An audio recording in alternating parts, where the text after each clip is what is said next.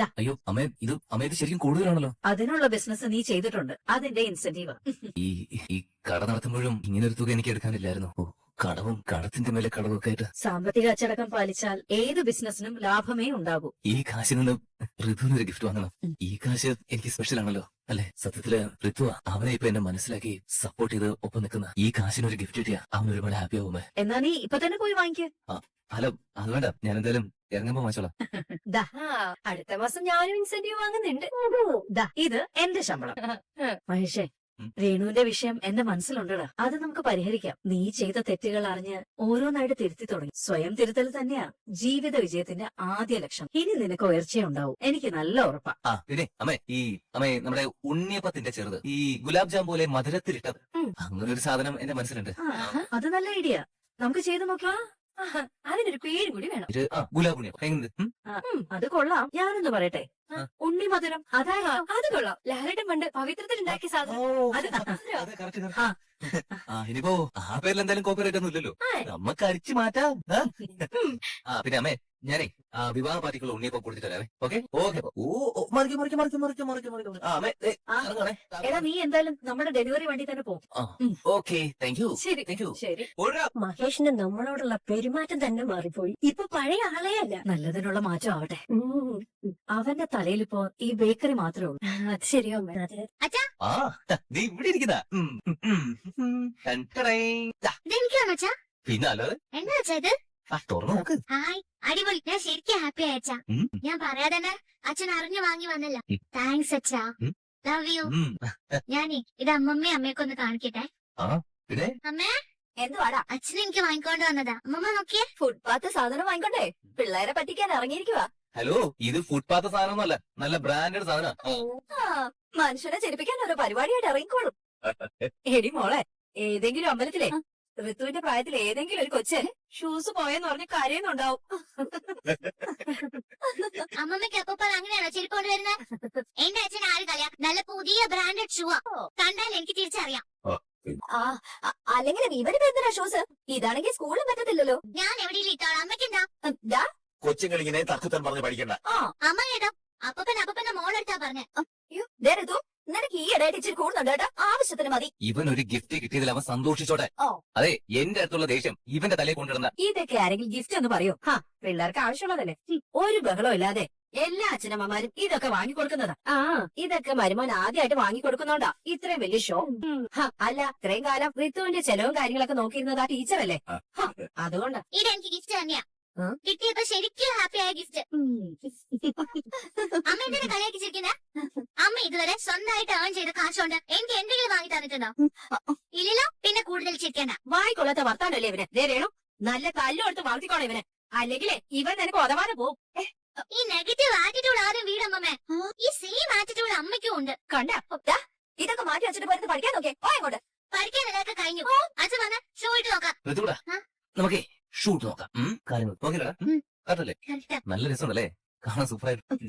ഇതൊക്കെ ഇട്ട് തന്നാലേ പൊള്ളിക്കും. അമ്മ, ഇനി അച്ഛനെങ്ങാനും ഇവിടുന്ന് മാറി താമസിച്ച ഞാൻ അച്ഛനോട് പോകും.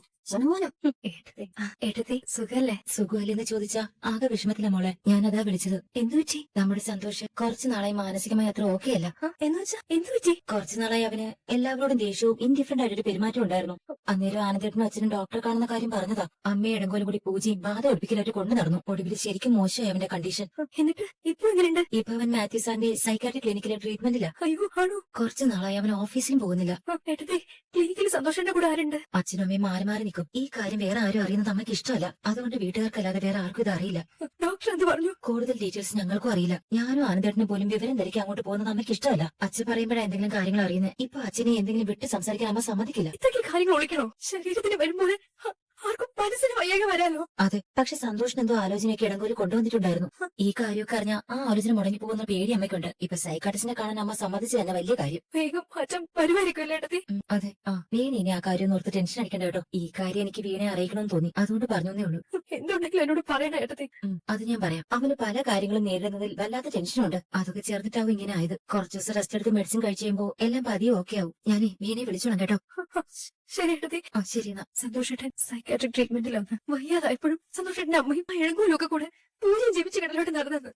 ആ രണ്ടും കൂടിയാ സന്തോഷിന്റെ ജീവിതം നശിപ്പിച്ചോണ്ടിരിക്കുന്നത്. എനിക്കത് കേട്ടപ്പോ ഒരു അത് കേൾക്കുമ്പോ നമുക്കും വിഷമം തന്നെയാ കുഞ്ഞി. പക്ഷെ അക്കാര്യത്തില് വേറൊരു വിധത്തിൽ ചിന്ത കൊണ്ടുപോകണ്ട. കുഞ്ഞിയുടെ മുഖം കണ്ടപ്പോ എനിക്ക് അങ്ങനെ ഒരു സംശയം തോന്നി. മോൾക്ക് സന്തോഷിന്റെ കാര്യത്തിൽ ഒരു കുറ്റബോധവും വേണ്ട. സന്തോഷിന്റെ ഈ പ്രശ്നങ്ങൾക്ക് കാരണം ഒരിക്കലും നീയല്ല, സന്തോഷിന്റെ വീട്ടുകാര് തന്നെയാ. പ്രത്യേകിച്ച് സന്തോഷിന്റെ അമ്മ. സന്തോഷിന്റെ ശബ്ദം കേൾക്കേണ്ട സന്ദർഭങ്ങളിലൊക്കെ അവൻ മൗനത്തിലായി പോയതേ സന്തോഷിന്റെ വളർത്തുദോഷം കാരണോ. അതിൽ നിനക്കൊന്നും ചെയ്യാനില്ല മോളെ.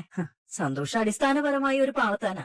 രോഗം എത്രയും പെട്ടെന്ന് മാറാൻ നമുക്ക് ആഗ്രഹിക്കാം, പ്രാർത്ഥിക്കാം. മറ്റൊരാളുടെ ജീവിതം നന്നാവാൻ വേണ്ടി മാത്രം സ്വന്തം ജീവിതം ജീവിച്ചു തീർക്കുന്നത് മണ്ടത്തരമാണ്. അങ്ങനെ ബലിയാവേണ്ടതാണ് നമ്മുടെ ജീവിതമെന്ന് നമ്മൾ ഒരിക്കലും ധരിക്കരുത്. നമുക്ക് മനസ്സിലായോ? മനസ്സിലായമ്മ. അതുകൊണ്ട് കാട് കയറിയ ചിന്തയൊന്നും വേണ്ട, സ്വയം കുറ്റപ്പെടുത്തുന്ന വിചാരവും വേണ്ട. ട്രീറ്റ്മെന്റ് കഴിയുമ്പോ സന്തോഷം നല്ല ബോധ്യങ്ങൾ ഉണ്ടാവട്ടെ എന്ന് ആഗ്രഹിക്കാം. അങ്ങനെയുള്ള എല്ലാ ജീവിതങ്ങളും പരിഗണിക്കുന്നവർക്ക് സ്വന്തമായ ഒരു ജീവിതം ഉണ്ടാവില്ല. അത് എന്റെ മോള് മനസ്സിൽ വെക്കണം.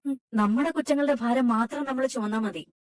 ശരി. അത്രയ്ക്ക് കിടന്ന് ചാടിയിട്ടാ കാവ്യ ഉറങ്ങിപ്പോയത്. ഞാൻ അവളെ കൊണ്ട് കിടത്തി. നിന്നെ അങ്ങേരെ വിളിച്ചില്ലേ ഇതുവരെ? എന്താ അങ്ങയുടെ പുതിയ ആക്ഷൻ പ്ലാൻ? ആര്? അച്ഛനോ? കൊള്ളാം. ആണിനി ഞങ്ങൾക്കൂടെ പണി തരാനാവും നോക്ക് അല്ലേ? ഇപ്പോ എനിക്ക് മഹേഷിനും ആളുമായിട്ട് യാതൊരു കോണ്ടാക്റ്റും ഇല്ല. ഇല്ലാതിരുന്ന നല്ലത്. അന്ന് ആ കേസിൽ നിന്ന് തലനാരിഴക്കാൻ നിങ്ങൾ രക്ഷപ്പെട്ടു. അയാള് ജയിലിൽ നിന്ന് ഒരു പ്ലാനിറ്റ് ആവും ചാടിയത്. നിങ്ങളെ ബന്ധപ്പെടാൻ ശരിക്കും സാധ്യതയുണ്ട്. സൂക്ഷിക്കണം. ചിലപ്പോ കൂടെ നിർത്തി പണി തരാനാവും ആളുടെ പ്ലാൻ. ഇനി അങ്ങനെ ഒരു കാര്യത്തിന് ഞങ്ങൾ അയാളുടെ കൂടെ നിൽക്കുവോ? നിലമ്പൂർ യാത്രയിൽ തന്നെ ഞങ്ങൾക്കത് ബോധ്യമായതല്ലേ? എന്നെ വെടിവെച്ചിട്ടും അതിന് അയാളെ കുറ്റപ്പെടുത്താതെ അതിന് ടീച്ചറെ കുറ്റം പറഞ്ഞ് നീ നിന്ന് എനിക്ക് ഇപ്പോഴും ഓർമ്മയുണ്ട്. അന്നേരം നിങ്ങൾക്ക് ബോധ്യമായിട്ടില്ലായിരുന്നു. അതുകൊണ്ട് നിങ്ങൾക്ക് അന്ന് നേരിട്ട് അയാളെ നിന്ന് പണി കിട്ടിയ എന്തായാലും നന്നായി. ചിലത് നമ്മളെ കിട്ടിയാലല്ലേ പഠിക്കൂ. അച്ഛാ അതൊക്കെ അമ്മയ്ക്ക് മനസ്സിലായി. പുള്ളിയെ തള്ളി പറഞ്ഞതല്ലേ. ഇപ്പൊ എന്തിനാ അച്ഛൻ വെറുതെ അമ്മയെ പ്രൊവോക്ക് ചെയ്യുന്നേ? എന്റെ ഉള്ളിൽ ഇപ്പോഴും ഇവളുടെ അന്നത്തെ സ്റ്റാൻഡ് ഇറിറ്റേറ്റ് ആയി കിടപ്പുണ്ട്. ഞാൻ അയാളെ അന്നേ കട്ട് ചെയ്തതല്ലേ. ഇനി എന്തിനാ ആ കാര്യത്തിൽ വിഷ്ണുവേട്ടൻ എന്നെ സംശയിക്കുന്നത്? ഞാൻ കരുതിരിക്കാൻ വേണ്ടി നിന്നോട് പറഞ്ഞത്. അക്കാര്യത്തിലെല്ലാം അമ്മയ്ക്ക് ശരിക്കും ഒന്ന് ബോധ്യമായതാ അച്ഛാ. അച്ഛനത് വീണ്ടും പറഞ്ഞ് അമ്മയെ ഇറിറ്റേറ്റ് ചെയ്യുന്ന എന്തിനാ? ഇവരോടൊന്നും നേരിട്ടൊന്നും പറഞ്ഞ തലയിൽ കേരള കല്ലു. ചിലത് അത്യാവശ്യം ഇറിറ്റേറ്റ് ചെയ്താലേ ഇവർക്ക് വർക്കാവും. ക്രിമിനൽസുകളുടെ മൈൻഡ് സെറ്റും അവരുടെ ആക്ടുകളും അവരുടെ ആക്ഷൻ പോസിബിലിറ്റീസും ഒക്കെ എനിക്ക് നല്ല ബോധ്യമുണ്ട്. അതുകൊണ്ട് ഇവർ ഇനി അബദ്ധം കാണിക്കാതിരിക്കാനാണ് ഞാൻ അതൊക്കെ പറയുന്നത്. അയാൾ ഇനി മേജർ പ്രശ്നം ഉണ്ടാക്കാൻ പോകുന്നത് എന്റെ ധാരണയിൽ ടീച്ചറുടെ റീജോയിനിങ് ആയി ബന്ധപ്പെട്ടോ അത് മുടക്കാനും കൊളാക്കാനും അയാൾ എന്തും ചെയ്യും. അതുകൊണ്ട് അയാൾ ജയിലിൽ ചാടിയപ്പോൾ അന്ന് ടീച്ചറെ വിളിച്ചത്. ആ ഫോൺ കോളിൽ റീജോയിൻ ചെയ്യുന്ന സുഖിച്ച് ജീവിക്കാമെന്ന് കരുതണ്ടെന്ന് അയാൾ പറയുന്നത്. അയാൾ എങ്ങനെ എന്തും ചെയ്യുമെന്ന് നമുക്ക് പറയാനാവില്ല. അതുകൊണ്ട് സൂക്ഷിക്കണം. നിങ്ങളെ ഉപകരണമാക്കി അയാൾ പവർ പ്ലേകൾ പ്ലാൻ ചെയ്യാൻ സാധ്യതയുണ്ട്. അതിലൊന്നും പോയി ഒരു വിധത്തിൽ വീഴരുത്. എന്റെ ഒപ്പം സ്കൂളിൽ പോകുന്ന സരസുനെ തടയാൻ അവൻ വളർന്നു എനിക്കൊന്ന് കാണണം. അയാൾ ഇപ്പൊ ജയിലിൽ ചാടിയത് തന്നെ എന്നോട്